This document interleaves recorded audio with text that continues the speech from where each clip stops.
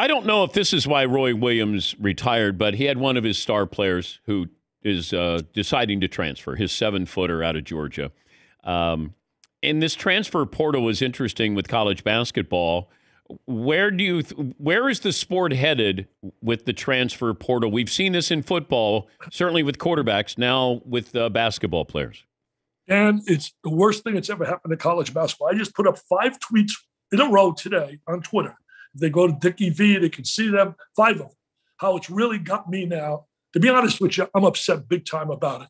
Because first of all, we're giving a bad message to kids. Look, I understand some cases transfer should happen. Just like I put on Twitter, in real life sometimes, the best thing for the couple is the divorce. I mean, that's just the way of life. So sometimes a transfer is good. Then I'll hear the argument all the time, well, coaches leave and they're eligible right away to play. Why shouldn't players? Well, it's not apples to apples, Dan. We got right now, today, 1,100 players in the transfer portal. You don't have 1,100 coaches. Come on. So here, I got a solution for that problem. If a coach leaves or if he's fired, those players should be automatically eligible to transfer if that's their desire. Okay. So now you wipe that argument out. It's creating such chaos, no stability. It used to be years ago, a player's not getting playing time, and you could understand it.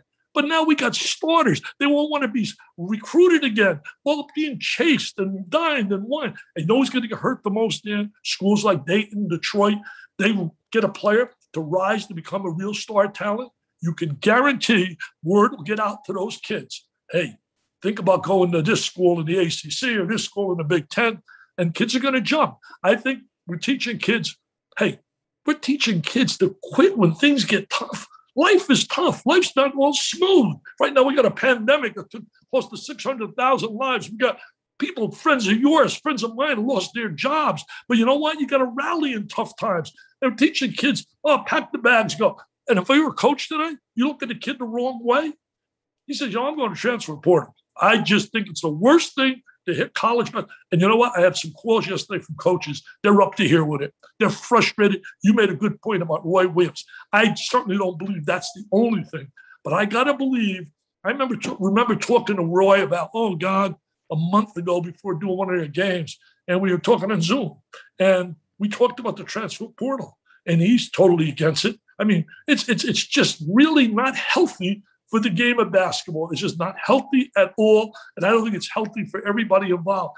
Mark Few has told me that he's had players transferred to him. Sitting out the year was the best thing that happened to them. And then became pros. They developed. What happened about developing players? Well, I don't know what's going to happen when they get rid of the one and done. Like, is basketball going to be better when we get rid of the one and done?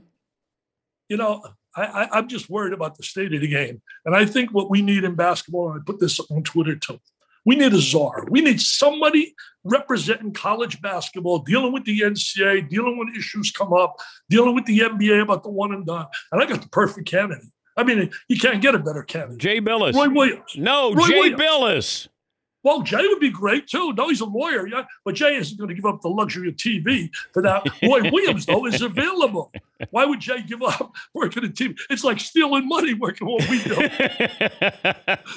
I would love to see Billis in that role because, you got to listen to both sides. And, I always appreciate that Billis has a well-thought-out answer. And I just don't think – I think that the NCAA is rudderless. There's nobody guiding the ship here.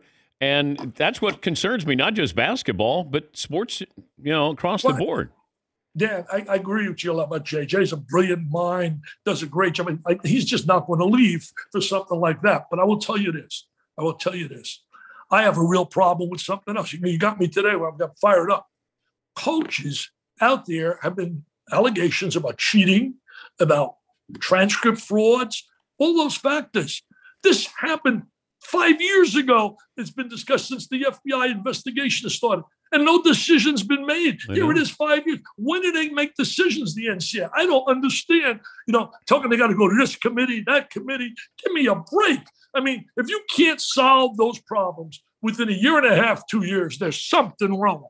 something wrong with the system, and the system's got to get fixed. And they better get on this transfer portal thing. Because you know what, Dan? I think by come July, we'll have close to 2,000 kids transfer. It's every day you pick it up. Another kid is, I'm going to transfer portal. I'm going to get recruited again. Wow. Can you imagine, Dad, you playing a Dayton and you're on the transfer portal? They'll all be chasing you for that jump shot you had. They wanted me to get in the transfer portal, Dick. They asked me to leave. That was the problem. Yes.